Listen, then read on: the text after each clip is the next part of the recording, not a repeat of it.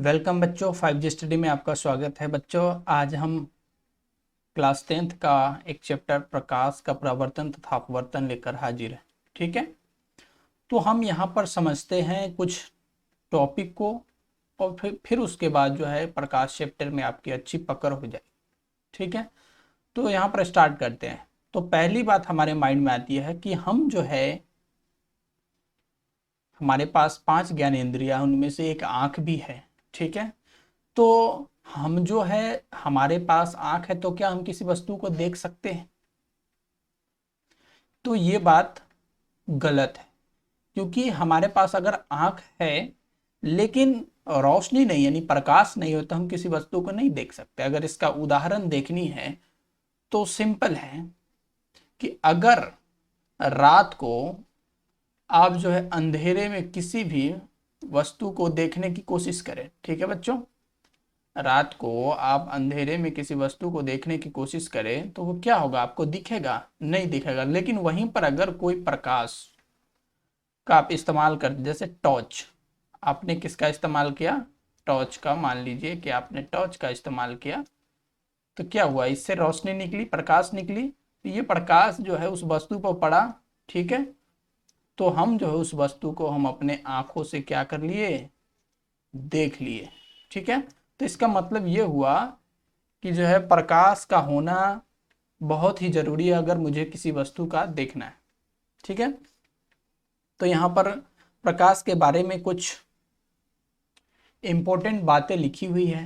तो पहली बात ये है, आप ध्यान से देख सकते हैं, फर्स्ट पॉइंट ये है बच्चों कि प्रकाश ऊर्जा का एक रूप है जिसके द्वारा हम किसी वस्तु को देख सकते हैं। ठीक है, दूसरी बातें हैं, प्रकाश के गुण के बारे में देखते हैं।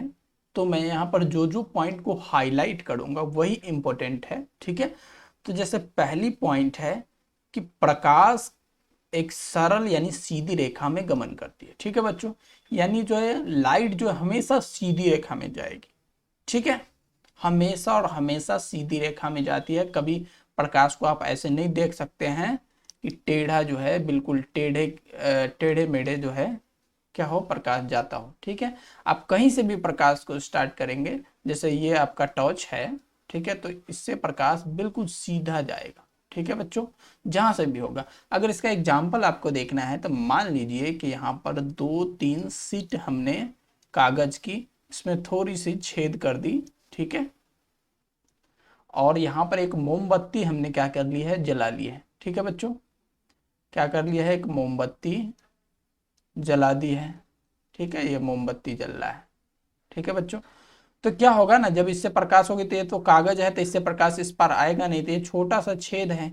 ठीक है बच्चों, तो इससे प्रकाश ऐसे निकलेगी, फिर ये ऐसे आएगी यहाँ पर, और फिर ये जो है यहाँ पर ऐसे आएगी, और यहाँ पर मान लीजिए कि आपका आंख है। ठीक है, तो आंख से आप देख रहे हैं कि ये प्रकाश बिल्कुल सीधे आ रही है। ठीक है, इस छेद से होते हुए बिल्कुल सीधे आ रही थी। इसका मतलब हुआ कि प्रकाश कभी टेढ़ी मेढ़ी रेखा में नहीं चलती है, बिल्कुल सीधी चलती है। दूसरी पॉइंट हम यहाँ पे क्लियर करना चाहते हैं, दूसरी पॉइंट इसका इंपॉर्टेंट ये है कि प्रकाश एक विद्युत चुंबकीय तरंग है। ठीक है, इसलिए इसे संचरण के माध्यम की आवश्यकता नहीं होती है। संचरण का मतलब होता है कि एक जगह से दूसरे जगह प्रकाश को जाने के लिए किसी माध्यम की जरूरत नहीं पड़ती है। ठीक है, किसी भी माध्यम की जरूरत नहीं पड़ती है। जैसे आपको मान लीजिए कि आपके घर से जो है आपको बाजार जानी है। ठीक है बच्चों, तो घर से बाजार जानी है तो डेफिनेटली आप जो है किसी न किसी व्हीकल का यानी किसी न किसी गाड़ी का उपयोग करेंगे। ठीक है, अगर बाजार दूर है तो बिल्कुल आप गाड़ी का इस्तेमाल करेंगे। ठीक है, तो ये जो है आप इस गाड़ी पर बैठकर, यहाँ से बैठकर आप जो है इस बाजार पहुंचे, तो इस बाजार तक पहुंचने के लिए आपका माध्यम कौन हुआ? तो आपने किसको चुना? गाड़ी को चुना ना। लेकिन प्रकाश को एक जगह से दूसरे जगह जाने के लिए किसी माध्यम की जरूरत नहीं पड़ती है। ठीक है, यानी ऐसा नहीं कि प्रकाश को भी कोई ऐसे भाड़ा करके लाता है, कुछ टेम्पो वगैरह, और उसको जो है वहां से ले जाता है उस पर। नहीं, प्रकाश जो है बिल्कुल बिंदास आगे की तरफ बढ़ता रहता है। यानी प्रकाश को किसी भी माध्यम की जरूरत नहीं होती है एक जगह से दूसरे जगह जाने के लिए। इसका मतलब है कि प्रकाश निर्वात में भी जाएगा। निर्वात क्या हुआ? तो निर्वात का मतलब ये होता है बच्चों, निर्वात का मतलब ये होता है कि जहां बिल्कुल भी हवा ही नहीं हो। क्या हो? हवा नहीं हो। तो वैसे सिचुएशन में भी प्रकाश जाएगा, क्योंकि जैसे देखिए ये हमारी पृथ्वी है, ठीक है बच्चों, और यहाँ पे सूर्य है, और आपको पता है कि सूर्य से प्रकाश आती है कि नहीं आती है? बोलो। तो क्या ये सूर्य का प्रकाश, क्या ये सूर्य के पास भी हवा है? तो बिल्कुल भी नहीं। देखिए हवा जो है हमारे पृथ्वी के बिल्कुल थोड़ा चारों तरफ जो है आसपास ही है, ठीक है, इससे ऊपर नहीं है, ठीक है। तो क्या होता है ना कि यहां से जो प्रकाश आती है तो यहाँ पर तो हवा है ही नहीं, लेकिन फिर भी ये प्रकाश आते जा रहा है, आते जा रहा है, आते जा रहा है। इसका मतलब है कि प्रकाश को यहाँ से पृथ्वी पर आती है कि नहीं आती है? आती है ना। तो प्रकाश को एक जगह से दूसरे जगह जाने के लिए किसी भी माध्यम की जरूरत नहीं होती। अब तीसरी पॉइंट ये है कि प्रकाश अपारदर्शी वस्तुओं की तीक्ष्ण छाया बनाती है। यानी अपारदर्शी वस्तु क्या होता है बच्चों? तो अपारदर्शी वस्तु ये होता है, किसको हम अपारदर्शी वस्तु बोलते हैं? पहले तो इस पॉइंट को हम समझ लेते हैं। अपारदर्शी वस्तु का मतलब होता है कि वैसा वस्तु जिससे होकर प्रकाश इस पार से उस पार नहीं जाए, ठीक है। क्या हो? इस पार से जो है उस पार बिल्कुल भी ना जाए प्रकाश, ठीक है।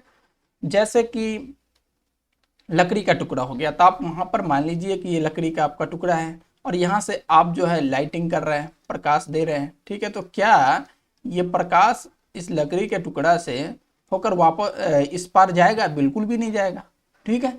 तो क्या होगा ना कि प्रकाश तो यहाँ जाएगा नहीं, लेकिन होता क्या है यहाँ पर प्रकाश सीधे ना जाकर यहाँ पर थोड़ा सा, इसको हम बोलते हैं छितरा जाना, यानी थोड़ा सा तिरछा घूम जाता है, ठीक है।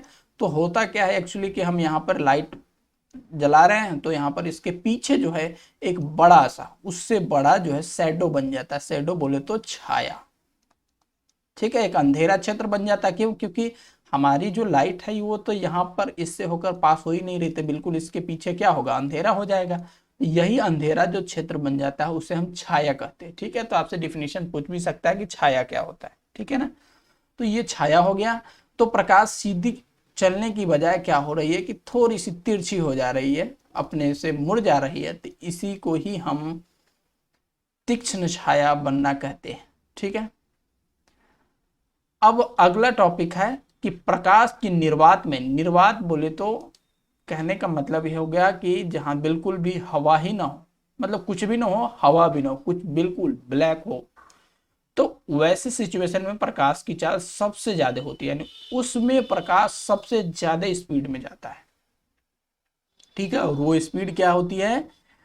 3 × 10⁸ मीटर पर सेकेंड, ठीक है बच्चों। यानी 1 सेकेंड में कितने मीटर चला जाता है? तो 3 × 10⁸ मीटर, ठीक है। आप इसे कैलकुलेशन की तरह समझ सकते हैं। 3 × 10⁸ है, इसका मतलब क्या होता है कि 10⁸ यानी 1 पर कितने जीरो? 8 जीरो, ठीक है।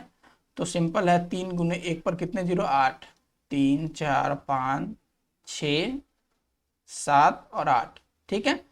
कितने जीरो हो गए? 8 जीरो। तो इसको अगर मल्टीप्लाई करते हैं तो यहाँ पर क्या आ जाएगा? 3, और 3 पर कितने? 8 जीरो आ जाएगा, ठीक है। कितना होगा? 2 2 4 2 6 2 8, ओके। सो यहाँ पर देखिए 2 2 4 2 6 2 8, ओके। सो इकाई दहाई सैकड़ा हजार 10,000 लाख 10 लाख करोड़ 10 करोड़, यानी 30 करोड़ मीटर जो है, ठीक है, 1 सेकेंड में चला जाता है। आप इमेजिन कर सकते हैं कि प्रकाश की चाल कितनी तेज होती है, ठीक है।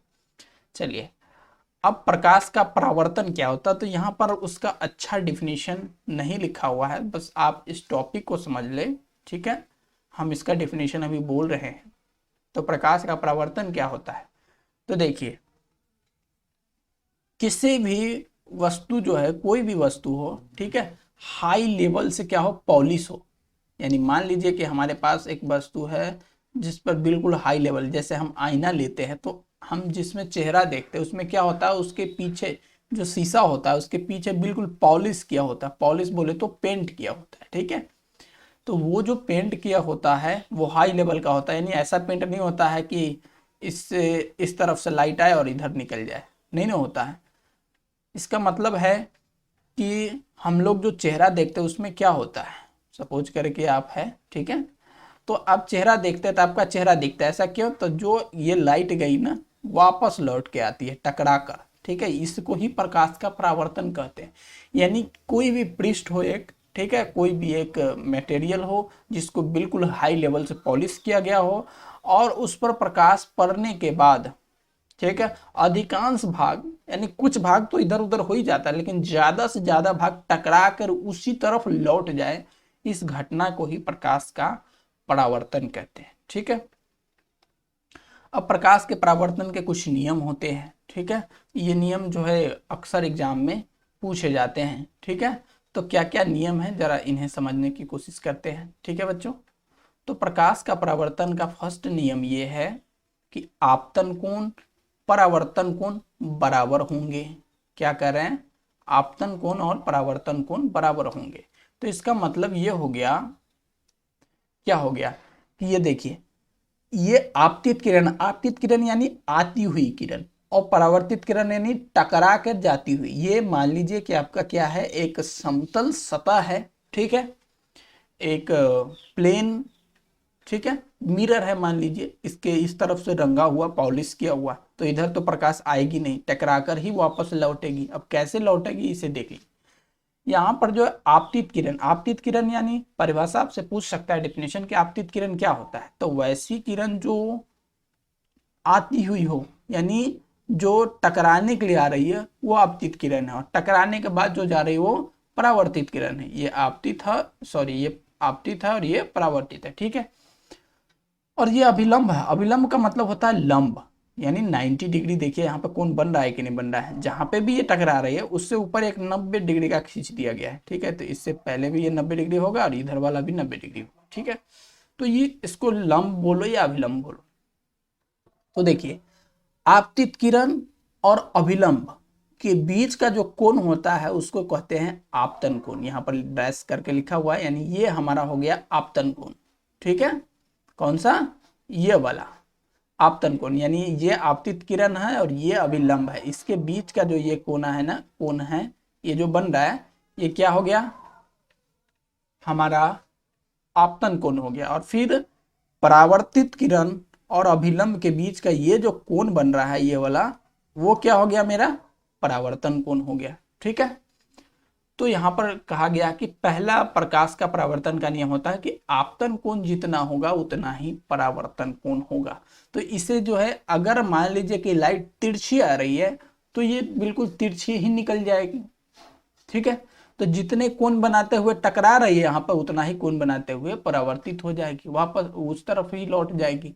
वही केस जो है 90 डिग्री के में भी होता है। मान लीजिए कि ये पॉलिश किया हुआ एक प्लेन है, तो यहाँ पर अगर 90 डिग्री पर कोई प्रकाश, सॉरी यहाँ पर पूरी सीधी नहीं बन पा रही है, ठीक है, 90 डिग्री पर कोई प्रकाश आ रही है तो वो उसी रास्ते पर लौट जाएगी, यानी इस पे ही वापस लौट जाएगी, ठीक है।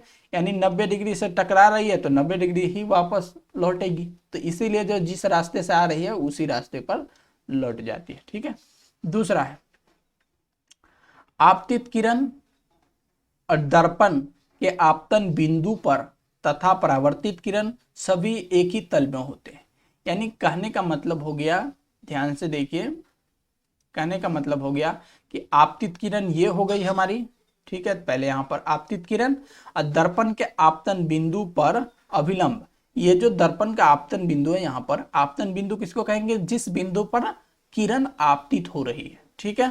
तो हमारा कौन सा है आपतन बिंदु, ये है, ये जो है हमारा आपतन बिंदु है।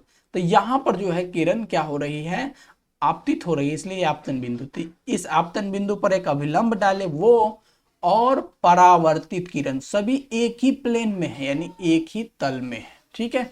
ये हमारा हो गया दूसरा नियम, ठीक है। तो प्रकाश के परावर्तन के कितने नियम होता है, 2 नियम होते हैं, ठीक है बच्चों, ओके। अब आगे बढ़ते हैं, प्रतिबिंब क्या होता है। तो प्रतिबिंब यानी इमेज, इमेज क्या होता है। तो इसे जो है आप समझ सकते हैं,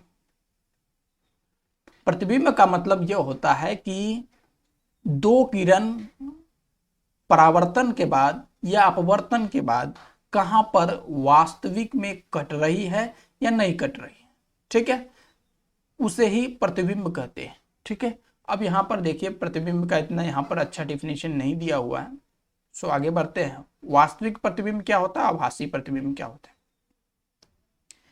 यानी कहने का मतलब यह हुआ कि जो है वास्तविक प्रतिबिंब यानी रियल इमेज क्या होता है, और आभासी प्रतिबिंब यानी बोले तो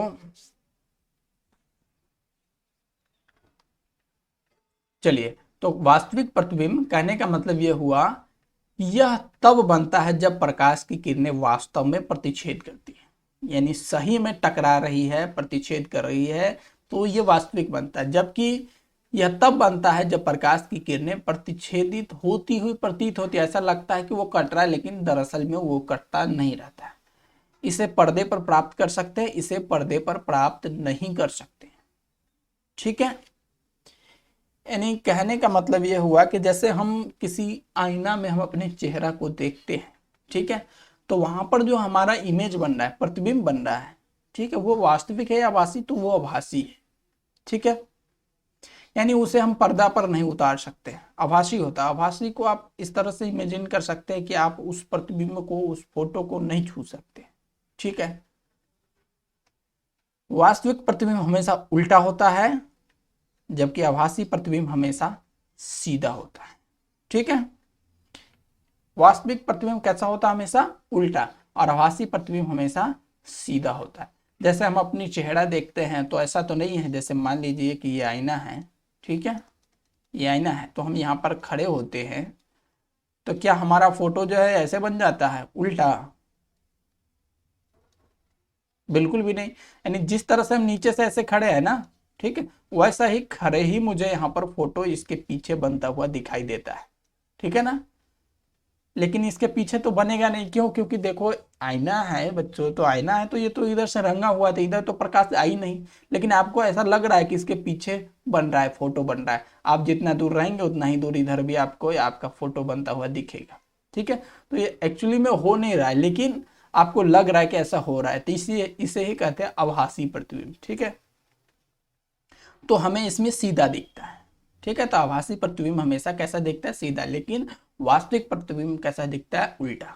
ठीक है, अब समतल दर्पण द्वारा कैसा प्रतिबिंब बनता है, यानी प्लेन मिरर, ठीक है, जैसे जिससे हम अपनी चेहरा को देखते हैं, उससे कैसा प्रतिबिंब बनता है। ठीक है बच्चों, तो उससे यहाँ पर पॉइंट लिखा हुआ है कि समतल दर्पण द्वारा हमेशा कैसा प्रतिबिंब, आभासी प्रतिबिंब एवं सीधा बनता है। आभासी मतलब हमने अभी बता रखा है, और सीधा मतलब आपको पता है। ठीक है, प्रतिबिंब का आकार वस्तु के आकार के बराबर होता है, यानी जितना बड़ा वस्तु होगा उसका आभासी प्रतिबिंब उतना ही बड़ा बनेगा।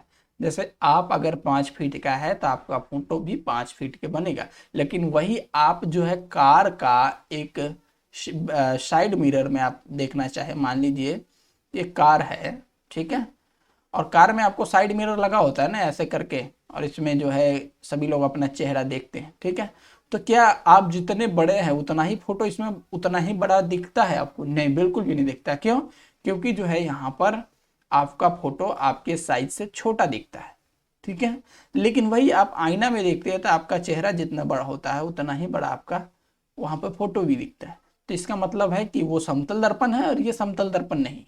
ठीक है, समतल कहने का मतलब है कि बिल्कुल प्लेन हो। ठीक है, अब तीसरा पॉइंट है प्रतिबिंब दर्पण के उतनी ही पीछे बनता है जितनी वस्तु दर्पण से दूरी पर हो, यानी फोटो उतना ही दूर बनेगा जितना दूर पर आप उस आईना के आगे है। यानी अगर मान लीजिए इस आईना से आप जो है 5 फीट आगे है, ठीक है, तो आपका फोटो भी इस आईना से 5 फीट पीछे बनता हुआ आपको नजर आएगा। ठीक है, यानी जितना होती है प्रतिबिंब दूरी उतना ही होती है उसकी बिंब दूरी। और लास्ट पॉइंट, प्रतिबिंब का पार्श्व परावर्तन होता है। यानी कहने का मतलब पार्श्व परावर्तन क्या होता है, तो यहाँ पर लिखा हुआ है कि इसमें वस्तु का दायां भाग बायां में दिखता है और बायां दायां में दिखता है। अब जब भी आईना देखते हैं बच्चों, तो आईना देखने पर क्या होता है कि हमारी नाक हमेशा टेढ़ी दिखती है। ऐसा क्यों? और आप इसे इमेजिन कर सकते हैं, जो हमारा लेफ्ट हैंड होगा यानी बायां हाथ होगा, वो आईना में आपको लग रहा होगा कि ये दायां है, ठीक है, और जो दायां होगा वो आपको लग रहा होगा कि ये बायां है, ठीक है। तो इसी घटना को हम क्या बोलते हैं? पार्श्व प्रवर्तन, यानी बाएं का दायां दिखे और दायां का बायां में दिखे, ठीक है। तो पार्श्व प्रवर्तन, तो प्रतिबिंब जो है किसमें पार्श्व प्रवर्तित होती है? क्या कहते हैं? समतल दर्पण में। ओके, अब गोलीय दर्पण क्या होता है? तो जिस तरह से आपने समझा कि समतल दर्पण यानी जिसका परावर्तक पृष्ठ बिल्कुल समतल हो, बिल्कुल प्लेन हो। अब गोलीय यानी वो गोल होगा, ठीक है। तो ये देखिए हमारे पास गोलीय दर्पण है ना। तो देखिए गोलीय दर्पण में इंपॉर्टेंट बात क्या है कि वैसा दर्पण जिसका परावर्तक पृष्ठ गोलीय हो, गोल हो, उसे गोलीय दर्पण कहते हैं, ठीक है। तो गोलीय दर्पण दो तरह के हो सकते हैं, ठीक है। तो पहला होता है अवतल दर्पण। तो अवतल दर्पण में क्या होता है कि उसका परावर्तक पृष्ठ कहने का मतलब किधर से प्रकाश आएगा, ठीक है। तो देखिए इसमें इधर से प्रकाश आने वाली है, ठीक है, इधर से प्रकाश आएगी क्योंकि इधर से तो रंगा हुआ है ना, ठीक है। तो इधर से प्रकाश आएगी। ये जो ऐसे निशान ऐसे ऐसे बने हुए हैं, इसका मतलब होता है कि रंग दिया गया है, ठीक है। तो इधर से तो प्रकाश बिल्कुल भी नहीं आएगी क्योंकि इधर पॉलिश किया हुआ है, तो इधर से प्रकाश आएगी। और ये प्रकाश जो है एक गोले है, ये गोला ही तो है, ये गोला है कि नहीं है, और इधर कहीं पर केंद्र होगा इसका, गोला यानी ये गोल है, तो इधर कहीं पर केंद्र होगा। तो अगर गोले की केंद्र की ओर ही इसका परावर्तक पृष्ठ है, इसी तरफ है, तो इसका मतलब ये हो गया कि ये कौन सा दर्पण होगा? कौन सा दर्पण होगा? अवतल दर्पण, ठीक है।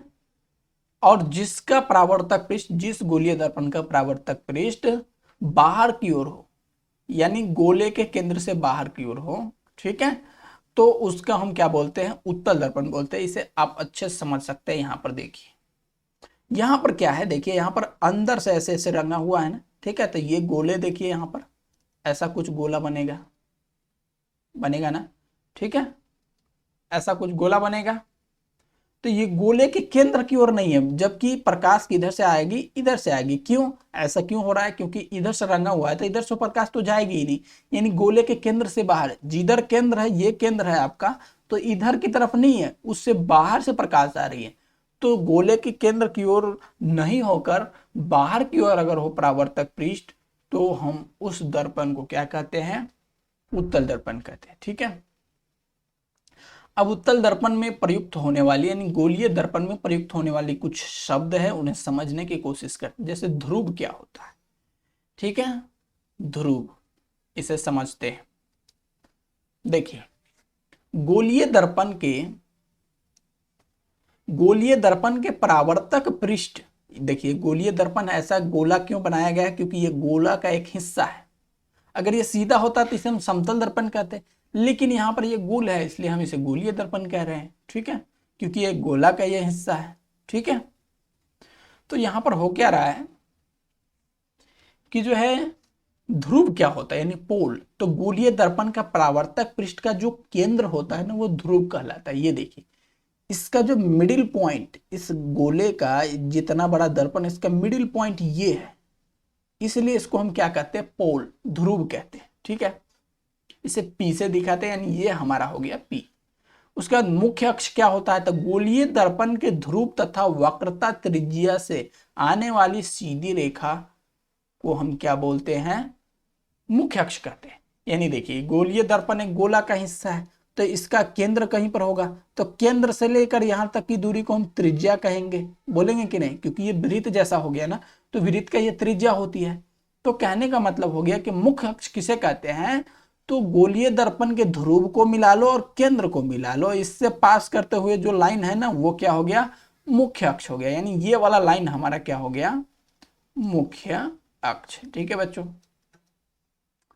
उसी प्रकार से तो हम देख सकते हैं आगे कि मुख्य अक्ष जो है दर्पण के ध्रुव पर क्या होता है? अभिलंब होता है, यानी ये 90 डिग्री पे होता है, ठीक है। नेक्स्ट इसे समझने की कोशिश करते हैं। पहला पॉइंट क्लियर हो गया, दूसरा भी क्लियर हो गया। थर्ड, वक्रता केंद्र क्या होता है? तो गोलीय दर्पण का परावर्तक पृष्ठ जिस गोले का भाग होता है उस गोले को केंद्र को, जैसे ये गोलीय दर्पण है ना, इस गोले का एक हिस्सा है, ठीक है, तो इस गोले के इस केंद्र को हम क्या कहेंगे? गोलीय दर्पण का वक्रता केंद्र कहेंगे, और इसे सी से दिखाते हैं, यानी ये हो गया मेरा, ये क्या हो गया? सी हो गया, ठीक है।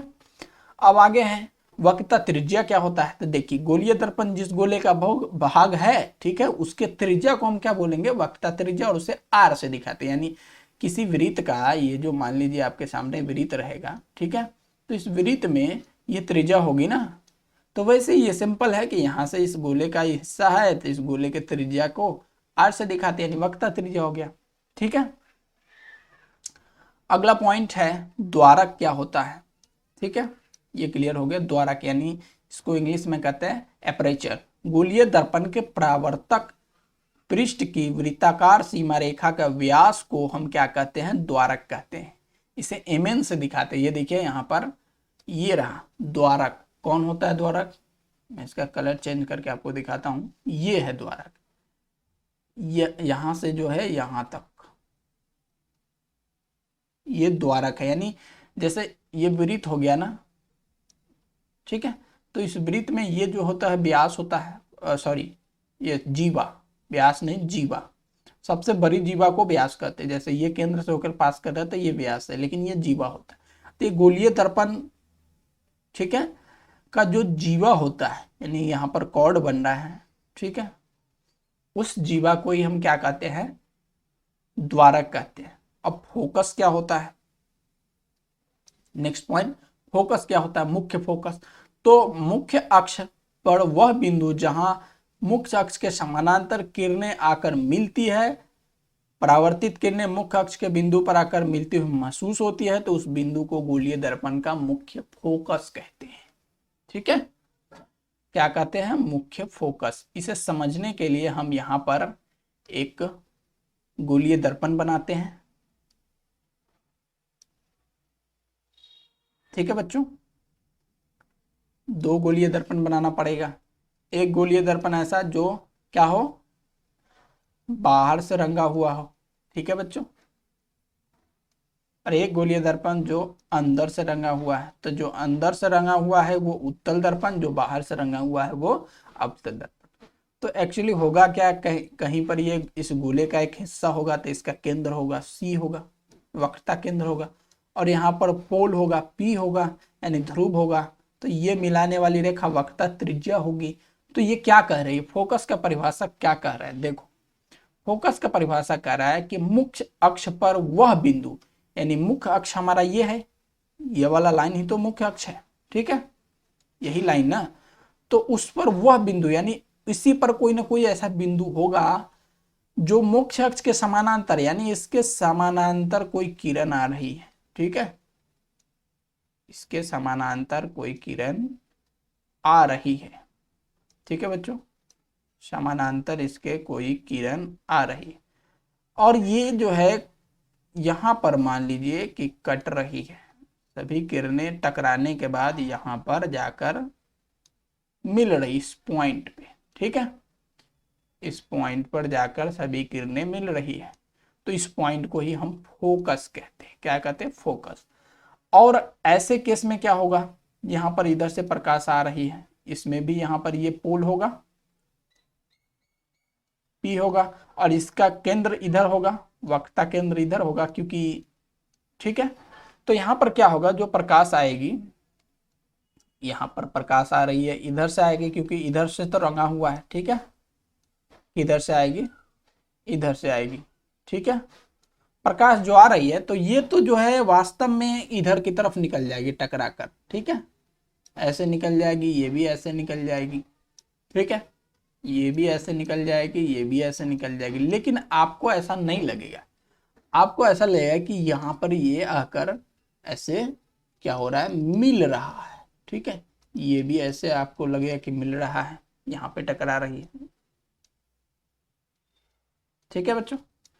तो ये वास्तव में तो मिल रही नहीं रहा, लेकिन आपको ऐसा लग रहा है कि यहाँ पर मिल रहा है, तो ये जो है ये फोकस कहलाएगा, ठीक है।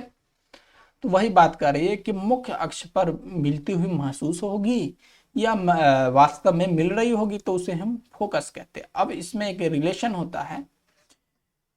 अब फोकस दूरी क्या होगी, तो भाई देखो सिंपल है।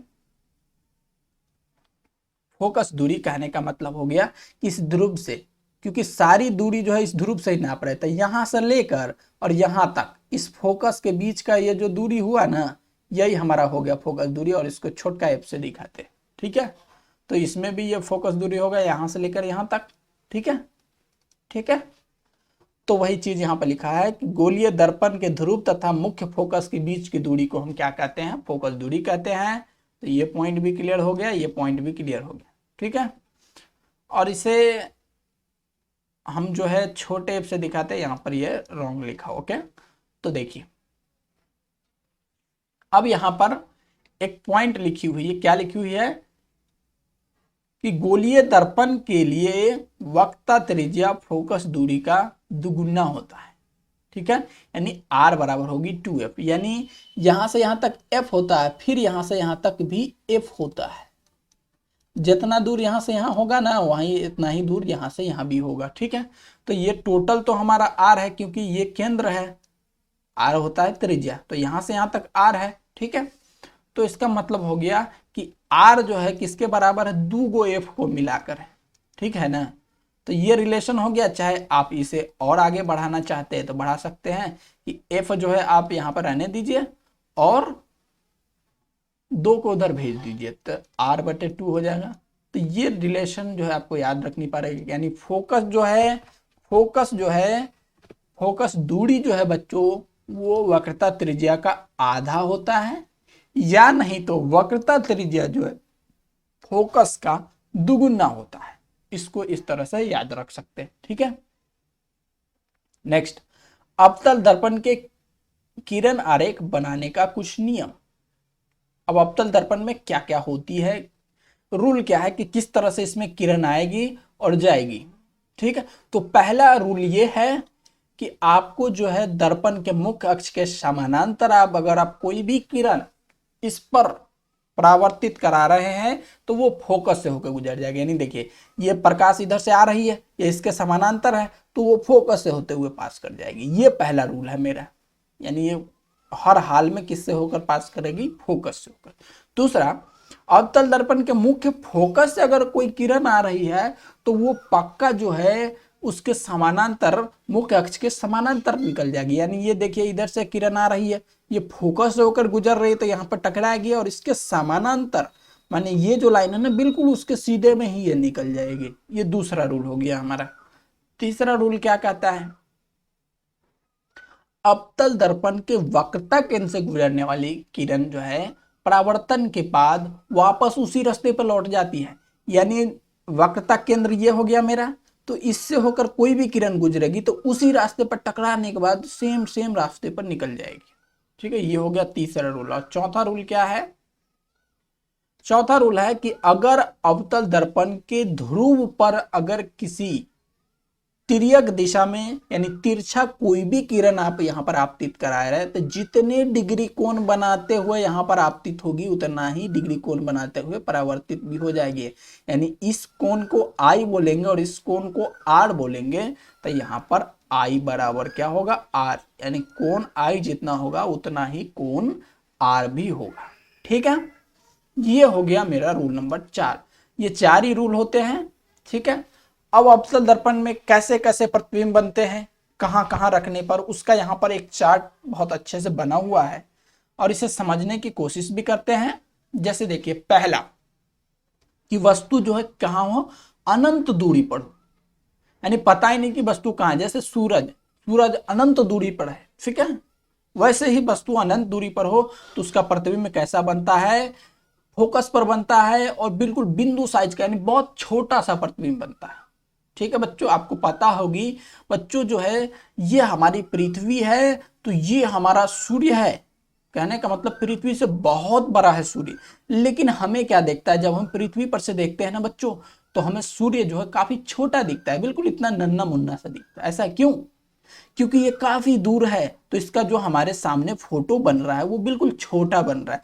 वैसे ही सिंपल है कि वस्तु कोई भी अगर सामान जो है अनंत दूरी पर है तो उसका प्रतिबिंब जो है, फोटो जो है कैसा बनेगा, फोकस पर ही बनेगा और बिल्कुल बिंदु साइज का, बिल्कुल छोटा सा नन्हा सा बनेगा। ठीक है, प्रतिबिंब का आकार क्या होगा, तो बिल्कुल अत्यधिक छोटा होगा और वास्तविक तथा उल्टा बनेगा, यानी वास्तव में बन रहा होगा फोटो और उल्टा बन रहा होगा। ठीक है, यहां पर देखने की कोशिश करते हैं। फर्स्ट पॉइंट को देखिए,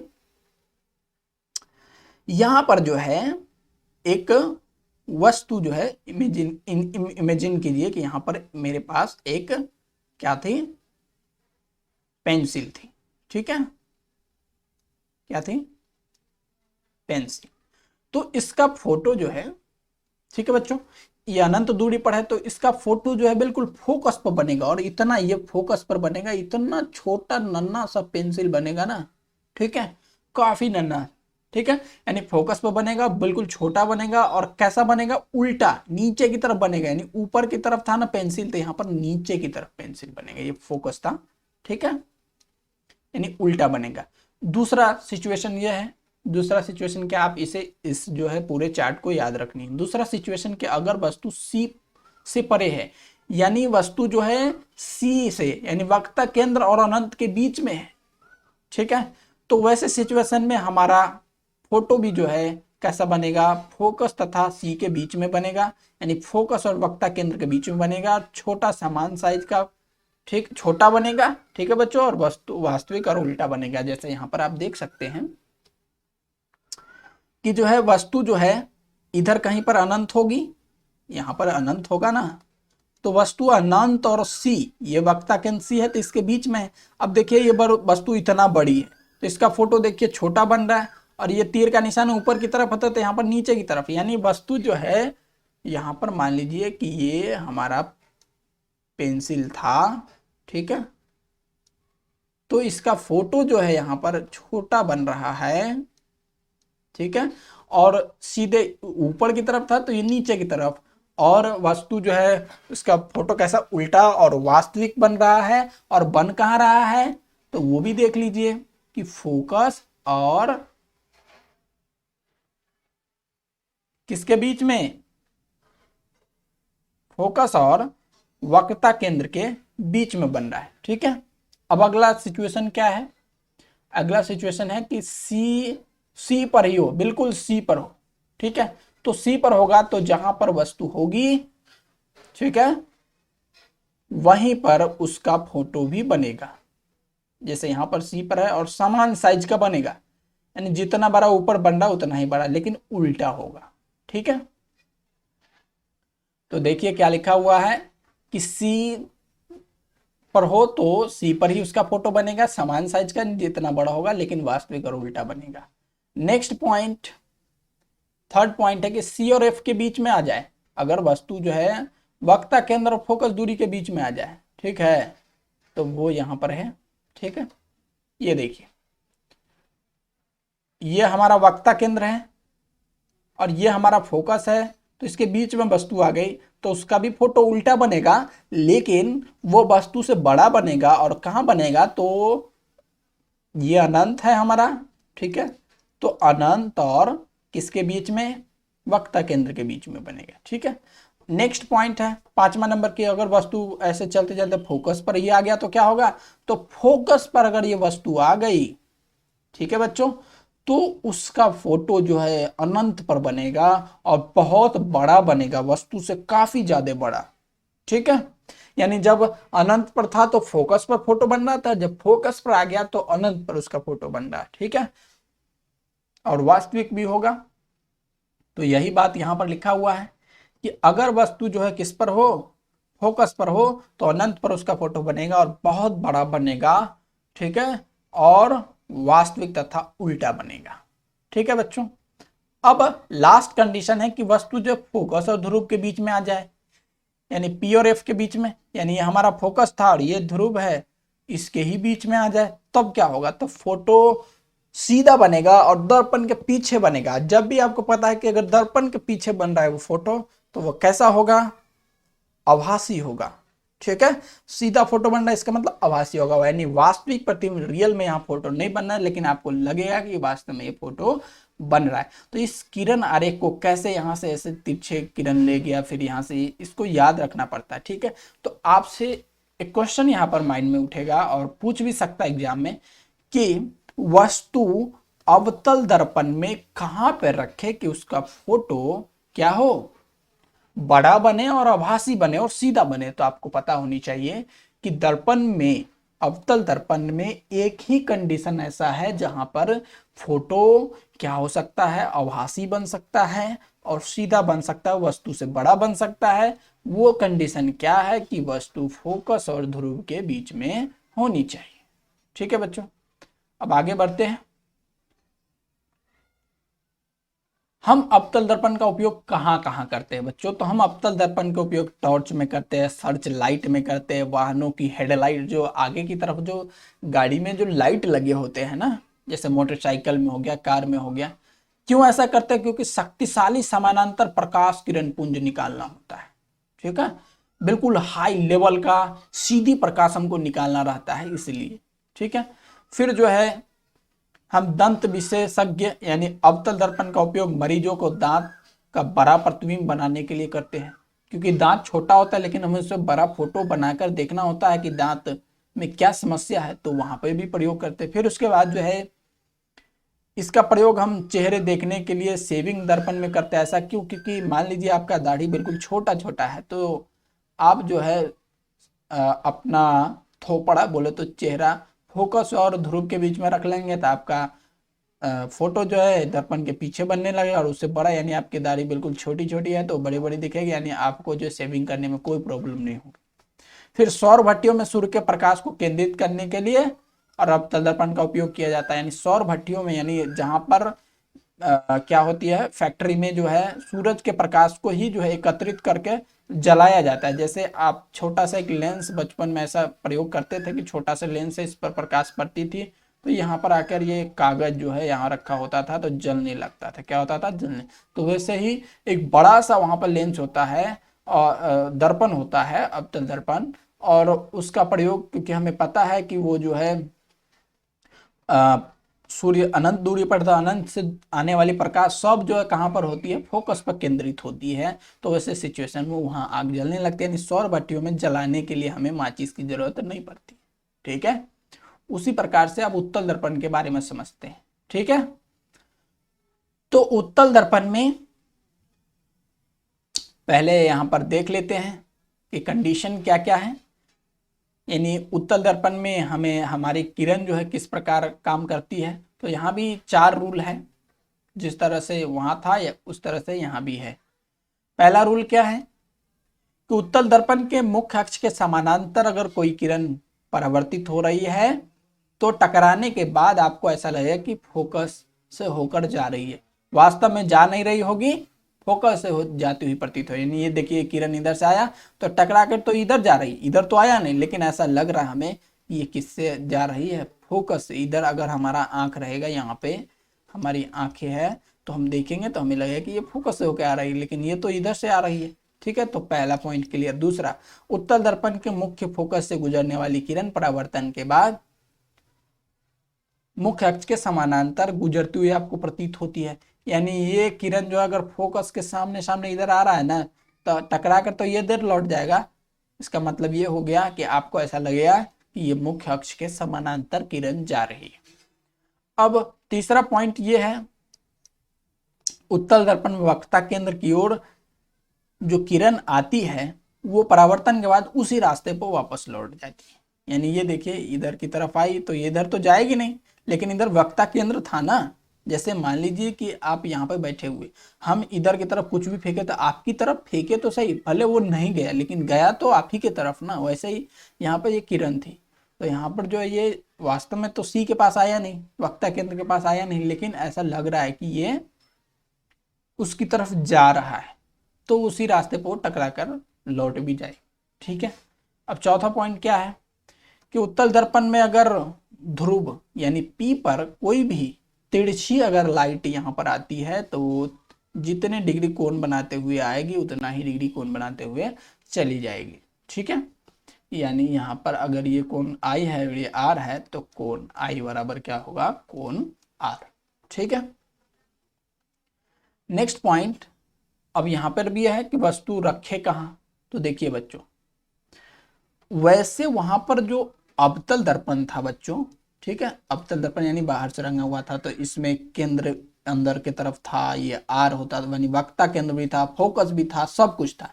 लेकिन जैसे ही उत्तल दर्पण हो गया, उस उत्तल दर्पण यानी अंदर से हम रंग दिए, ठीक है, तो इसका मतलब बाहर से किरण आएगा और इसका तो फोकस इधर होगा, इधर वक्ता केंद्र होगा, तो इधर तो कुछ हो ही नहीं रहा, इधर तो कुछ हो ही नहीं रहा है कि वस्तु हम कहाँ रखें, इधर तो रख नहीं सकते क्योंकि इधर से पेंट किया हुआ है, तो इधर तो हम रख नहीं सकते, यानी इस दर्पण के इधर फोकस है, इधर वक्ता केंद्र है, तो हम इधर तो वस्तु रख ही नहीं सकते क्योंकि इधर से तो प्रतिबिंब बनेगा नहीं, तो वस्तु तो हम इसको उल्टा साइड रख रहे हैं। तो उल्टा साइड रखे तो कहाँ रखे, या तो अनंत दूरी पर रख लेंगे या नहीं तो बिल्कुल कहाँ रखेंगे, अनंत और ध्रुव के बीच में रखेंगे। दो ये सिचुएशन है, या तो अनंत पर होगा नहीं तो इसके इसके बीच में होगा। तो जब अनंत पर होगा तो वैसे सिचुएशन में क्या होगा, तो वैसे सिचुएशन में जब अनंत पर होगा तो उसका फोकस पर दर्पण के पीछे प्रतिबिंब बनता हुआ लगेगा और बहुत छोटा बिंदु के आकार का और आभासी बनेगा और सीधा बनेगा। वैसे दूसरा सिचुएशन है कि जो है अनंत और दर्पण के बीच में होगा, तो वैसे सिचुएशन में उसका फोटो जो है ध्रुव और किसके बीच में, फोकस, ध्रुव और फोकस के बीच में बनेंगे और वो छोटा बनेंगे, ठीक है, और आभासी तथा सीधा बनेगा। यानी आपके माइंड में एक सवाल आ रहा है कि अगर मान लीजिए कि आपके गाड़ी में साइड मिरर में, यानी बगल में जो मोटरसाइकिल हो गया या कार हो गया, बगल में जो शीशे लगे होते हैं जिसमें हम पीछे की गाड़ी देखते हैं, वो कौन सी दर्पण होती है, तो बच्चों वो होती है उत्तल दर्पण। क्यों, क्योंकि उत्तल दर्पण में कितना भी बड़ा वस्तु को उठा कर लिया उसका छोटा फोटो बनने वाला है, ठीक है। इसका मतलब ये हो गया कि अगर हम समतल दर्पण लगाते तो इतना बड़ा ट्रक होता, तो इतना बड़ा फोटो उस छोटे से समतल दर्पण में कैसे बनता, वो ट्रक को फोटो बनाने के लिए एक बड़ा सा समतल दर्पण लगाना होता। तो हमने वैज्ञानिकों ने क्या किया कि उसमें कौन सा दर्पण लगा दिया, उत्तल दर्पण, और उत्तल दर्पण लगाते ही कितना भी दूर ट्रक हो उसका फोटो वहां पर छोटा सा दिख जाता है। तो आपको दिख जाता है कि वो पीछे से ट्रक आ रही है, आप उसे साइड दे देते हैं, और साइड नहीं देते तो आपको तो पता ही है अंजाम क्या होता है। तो चलिए, इसका उपयोग हम कहाँ करते हैं, तो उत्तल दर्पण का उपयोग हम सामान्यतः वाहन में किया करते हैं, गाड़ियों में, इनमें ड्राइवर अपने पीछे वाले वाहनों को देख सकता है, यानी पश्च दृश्य दर्पण के रूप में, यानी पीछे वाले वस्तु को देखने के लिए हम साइड मिरर के रूप में प्रयोग करते हैं। क्यों ऐसा क्यों करते हैं, क्योंकि हमें इसमें कोई समस्या नहीं है, हमेशा सीधा बनता है फोटो और छोटा बनता है, ठीक है, कहने का मतलब है, और इससे हम ज्यादा दूर के वस्तु देख भी सकते हैं। और एक पहली बात कि सीधा बनता है, यानी आपको ऐसा नहीं लगेगा कि गाड़ी बाएं तरफ से आ रही है तो दाएं तरफ में, यानी उल्टा पुल्टा नहीं लगेगा, बिल्कुल सीधा, यानी गाड़ी बाएं तरफ से आ रही है तो बिल्कुल आपको बाएं तरफ से दिखेगी। तो पहला यूज हो गया। तो आपसे सवाल पूछ भी सकता है कि गाड़ी के पश्चदृश्य दर्पण के रूप में हम किस दर्पण का प्रयोग करते हैं और क्यों, तो इसका आंसर ये आपके सामने है। फिर इसका इस्तेमाल दुकानों में, इनका इस्तेमाल सिक्योरिटी दर्पण के रूप में किया जाता है, यानी दुकान सब में, ज्वेलर्स के दुकान सब में एक आईना लगा होता है, ठीक है, और वो एक्चुअली आईना कौन सा दर्पण होता है, उत्तल दर्पण, यानी छोटा सा आईना लगा रहेगा, आपको लगेगा कि इससे कुछ दिख नहीं रहा है, लेकिन उसे पूरा दुकान जहाँ मालिक बैठा होता है वहां पर उसका फोटो पूरा दुकान का देखता रहता है, ठीक है। अब गोलीय दर्पण के चिन्ह परिपाटी के बारे में समझ लेते हैं, ठीक है। तो पहला पॉइंट यहाँ पर रॉन्ग लिखा हुआ है, आप उसे यहाँ पर ध्यान नहीं देंगे, ठीक है। मैं यहाँ पर चिन्ह परिपाटी के बारे में समझाता हूँ। चिन्ह परिपाटी कहने का मतलब हो गया, ये गोलीय दर्पण हो गया, ठीक है। तो गोलीय दर्पण में जिधर से, अब गोलीय दर्पण ऐसा भी हो सकता है, यानी बाहर से रंगा हुआ भी हो सकता है और अंदर से भी रंगा हुआ हो सकता है, कुछ इस तरह से भी हो सकता है। तो जो ये रंगा हुआ ये अवतल है और ये जो है क्या है, उत्तल है, ठीक है। तो इसमें किरण इधर से आएगी और टकरा के इधर जाएगी, और इसमें किरण इधर से आएगी और टकरा के इधर जाएगी, ठीक है बच्चों। तो जिस तरफ से किरण आ रही है ना, जिस तरफ से आ रही है, तो जिधर से आती रहती है उधर वाले को हम माइनस लेते हैं, और जिस तरफ जाने वाली है किरण जिस तरफ जा रही है उसको हम क्या लेते हैं, प्लस लेते हैं। तो इसमें क्या होता है बच्चों की इधर से आई और इधर ही लौट गई, यानी ध्यान से देखो इसमें कोई भी दूरी नापी जाती है, ठीक है, वो किससे नापी जाती है, पोल से नापी जाती है, ठीक है, पोल से, ध्रुव से, यानी यहां से इधर की दूरी भी नापेंगे और यहां से इधर की दूरी भी नापेंगे। तो इसमें भी यहां पर पोल होगा, तो इसमें देखो इस पोल से इधर भी दूरी नापेंगे, इधर भी दूरी नापेंगे, ठीक है। तो इस पोल से यानी ध्रुव से, अब चूंकि किरण इधर की तरफ जा रही है तो जिधर जा रही है उधर क्या होगा, प्लस होगा, और जिधर से आ रही है वो माइनस होगा। वैसे ही इसमें जो है किरण इधर से आ रही है तो ये वाला माइनस है, और जिधर जाना चाहिए लेकिन जा नहीं रही, लेकिन जाना चाहिए, ठीक है, तो वो कौन सा होगा, प्लस।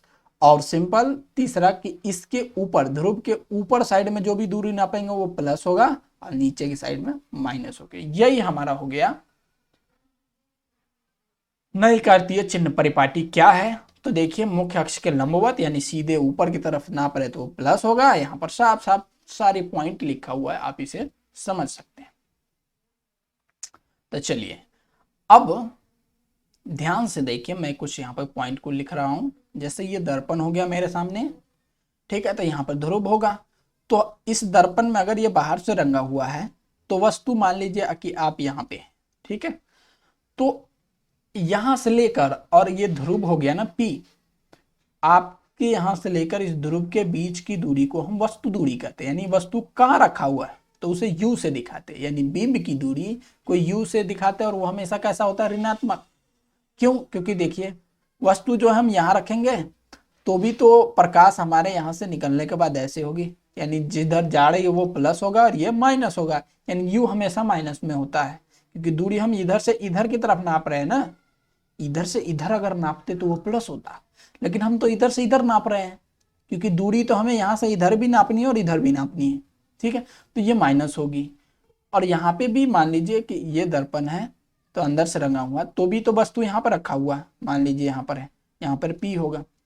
तो हमें पता है कि किरण इधर से आएगी तो ये वाला तो माइनस है और ये वाला प्लस है, तो यहाँ पे भी आपको जो ये दूरी है यहाँ से यहाँ तक ये U होगी। तो अभी भी तो आप इधर की तरफ ही नाप रहे हैं, और इधर की तरफ हमको पता है कि इधर की तरफ किरण जाना चाहता था लेकिन आपने तो जाने नहीं दिया क्योंकि पॉलिश कर रखा है, तो ये प्लस होगा और ये माइनस होगा। तो U जो है यानी वस्तु दूरी हमेशा ऋणात्मक होती है। और अवतल दर्पण की फोकस दूरी हमेशा धनात्मक होती है और उत्तल दर्पण की फोकस दूरी ऋणात्मक होती है। ऐसा क्यों, क्योंकि देखिए अवतल दर्पण में जो फोकस है वो आपके ही साइड में है, यानी यहीं पे कहीं पे फोकस होगा, होगा ना। तो अभी भी आप दूरी इससे इधर की तरफ नाप रहे हैं, यानी जिधर से किरण आ रही है तो वो तो माइनस होगी, जिधर जाना चाहती है वो प्लस होगी ना। तो इसीलिए अवतल दर्पण की फोकस दूरी क्या होगी, ऋणात्मक यानी माइनस में होता है। और उत्तल दर्पण का, यानी उत्तल दर्पण में फोकस तो इसका इधर है, इधर तो कुछ है ही नहीं, तो हमें फोकस दूरी जब भी नापेंगे तो इधर नापेंगे ना। तो इसका मतलब किरण इधर से आ रही, इधर जाना चाहती थी, उधर ही हम नाप रहे हैं, तो ये प्लस है, तो इसीलिए इसका फोकस दूरी कैसा होता है, धनात्मक होता है। ये 3 पॉइंट बहुत क्लियर करके रखना है, ठीक है। अब यहाँ पे दर्पण सूत्र है, तो दर्पण सूत्र बस आपको याद रखना है कि 1/v + 1/u बराबर 1/f होता है, ठीक है। जहां v क्या होता है तो प्रतिबिंब दूरी, यानी u क्या होता है बिंब दूरी, और f क्या होता है फोकस दूरी, ठीक है। अब आवर्धन क्या होता है, तो आवर्धन में क्या होता है कि गोलीय दर्पण में बिंब का ऊंचाई और प्रतिबिंब का ऊंचाई का अनुपात को ही हम क्या कहते हैं, आवर्धन कहते हैं, ठीक है। तो यहां पर मान लीजिए आवर्धन को m से दिखाते हैं, तो m बराबर क्या हो गया, अनुपात कह रहा है, तो प्रतिबिंब की ऊंचाई अगर h डैश मानते हैं और बिंब की ऊंचाई h मानते हैं, तो h डैश बट्टे h ही हमारा m हो गया, h डैश बट्टे h हमारा क्या हो गया, m हो गया। यही हो गया हमारा आवर्धन। और ये होता किसके बराबर है, यहाँ पर hi मतलब होता है इमेज, इमेज मतलब क्या होता है, प्रतिबिंब, o ऑब्जेक्ट यानी बिंब, ठीक है।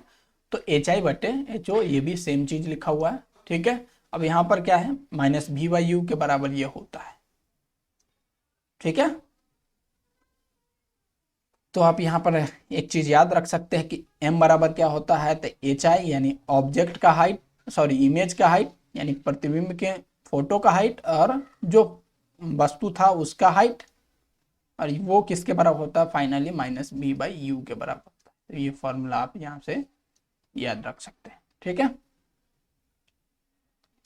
तो अगर m की वैल्यू ऋणात्मक आ रही है यानी इसका वैल्यू अगर m माइनस में आ रहा है, किसमें माइनस में आ रहा है, ठीक है, तो इसका मतलब है कि वो प्रतिबिंब कैसा है वास्तविक है। और m का वैल्यू अगर प्लस में आ रहा है बच्चों तो इसका मतलब वो प्रतिबिंब आभासी है। और अगर m का वैल्यू ठीक है 1 आ रही है, क्या आ रही है 1, तो आप समझ जाएंगे m की वैल्यू अगर 1 आ रही है तो समझ जाएंगे जितना आपका हाइट था उतना ही आपके फोटो का हाइट है। जैसे मान लीजिए कि आपके आप 5 फीट के थे, आपका फोटो भी 5 फीट का बन गया, तब कट के ये तो 1 ही आएगा ना। तो जब भी m की वैल्यू 1 आएगी तो इसका मतलब है कि जितना बड़ा प्रतिबिंब है उतना ही बड़ा उसका बिंब है। और अगर 1 से छोटा आ रही है, ठीक है, अगर 1 से बड़ा आ रही है तो इसका मतलब हो गया कि प्रतिबिंब बड़ा है, ठीक है। और अगर 1 से छोटा आ रही है m की वैल्यू तो हम समझ जाएंगे कि प्रतिबिंब छोटा है, ठीक है। और एक पॉइंट यहाँ पर और है कि समतल दर्पण का आवर्धन हमेशा +1 होता है। ऐसा क्यों? क्योंकि बच्चों हमें पता है कि जितना बड़ा फोटो होता है उतना ही बड़ा फोटो बनता भी है, ठीक है। तो जितना बड़ा प्रतिबिंब होता है, जितना बड़ा वस्तु आप उसके सामने रखेंगे उतना ही बड़ा उसका फोटो भी बनेगा। यानी 5 फीट के आप थे तो 5 फीट आपका भी बन रहा है तो कट के वो नहीं आएगा। तो इसका मतलब समतल दर्पण का हमेशा आवर्धन कैसा होता है +1 होता है। अब चलिए यदि m की वैल्यू पॉजिटिव है प्लस में है और 1 से छोटा है तो वो कौन सा दर्पण होगा? उत्तल दर्पण होगा। और m की वैल्यू पॉजिटिव है लेकिन m की वैल्यू 1 से बड़ा है तो वो अवतल दर्पण होगा। वैसे ही m की वैल्यू निगेटिव है तो वो अवतल दर्पण होगा, ठीक है बच्चों। चलिए अब आगे बढ़ते हैं और अगली क्लास में मिलेंगे, ठीक है। अपवर्तन को लेकर परावर्तन का टॉपिक यहीं पर समाप्त होता है। Thank you for watching. मिलते हैं नेक्स्ट वीडियो में, देखते हैं कितना लंबा वीडियो हो गया। Okay 1 our